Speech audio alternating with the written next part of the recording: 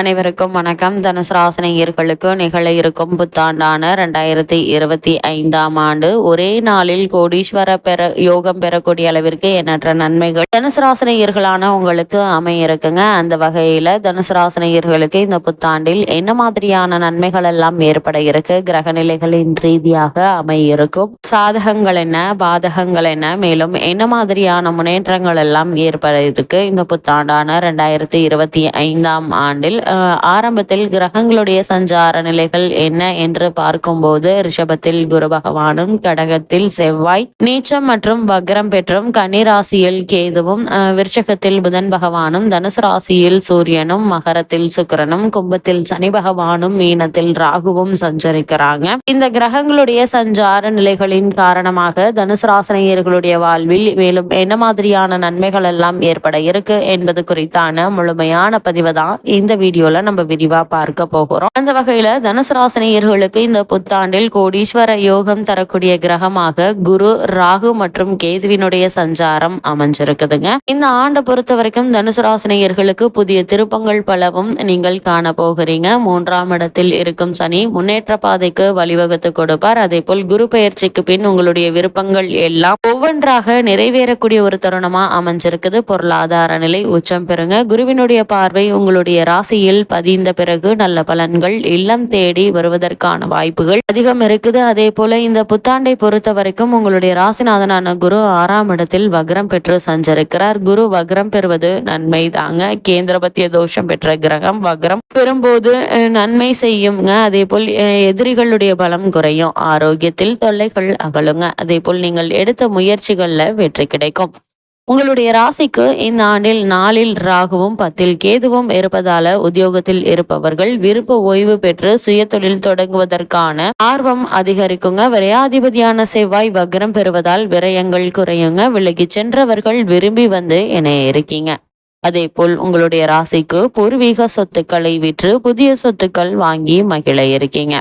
பங்கு சந்தையில் லாபம் உண்டு. சகாயஸ்தானாதிபதியான சனி சகாயஸ்தானத்திலேயே சஞ்சரிப்பதால் எல்லா வழிகளிலும் நன்மை கிடைக்கும் என்றாலும் ராகு கேதுக்களுடைய ஆதிக்கம் இருப்பதால இடம் பூமியால் பிரச்சனைகள் வரலாம். வருடத்தின் பிற்பாதையில் மனக்குழப்பம் அதிகரிக்குங்க.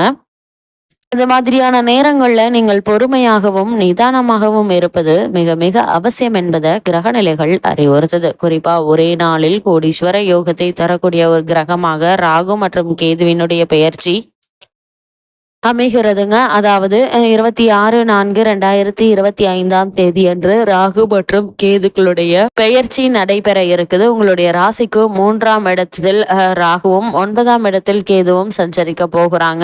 இதன் விளைவாக முன்னேற்றத்தில் ஏற்பட்ட முட்டுக்கட்டைகள் அகல இருக்குது. பாக பிரிவினைகள் சுமூகமாக முடியுங்க. உங்களுடைய ராசிக்கு தொழில் பங்குதாரர்கள் நெருக்கடியை உருவாக்குவாங்க. அது மட்டும் இல்லாம இக்காலகட்டத்தை பொறுத்த வரைக்கும் தன்னம்பிக்கையை தளர விட வேண்டாம். உத்தியோகத்தில் உள்ளவர்களுக்கு வேலை மாற்றம் ஏற்படுங்க. 9இல் இடத்தில் கேது இருப்பதால் பூர்வீக சொத்துக்களாலும் புதிய சொத்துக்களாலும் பிரச்சனை உருவாகும். இக்காலத்தில் ஆன்மீக பெரியவர்களுடைய ஆலோசனை கை கொடுக்குங்க. வீண் பழிகள் ஏற்படுவதை தவிர்ப்பது நல்லது. அருகில் இருப்பவர்களுடைய ஆதரவு குறையுங்க. கோபத்தை குறைத்து கொண்டால் அதிக நன்மை கிடைக்கும். அரசு வழியில் சில சிக்கல்கள் ஏற்படலாங்க. கணக்கு வழக்குகளை கச்சிதமாக வைத்துக் கொள்வது மிக மிக நல்லது என்பதை கிரகநிலைகள் மீண்டும் மீண்டும் அறிவுறுத்துது. அது மட்டும் இல்லாமல் குரு பகவானுடைய பெயர்ச்சியை பொறுத்த வரைக்கும் இந்த ஆண்டு உங்களுடைய ராசிக்கு மிதுன ராசிக்கு பெயர்ச்சி ஆகிறார். அதாவது உங்களுடைய ராசிக்கு 1, 3, 11 ஆகிய இடங்கள்ல பதிகிறது.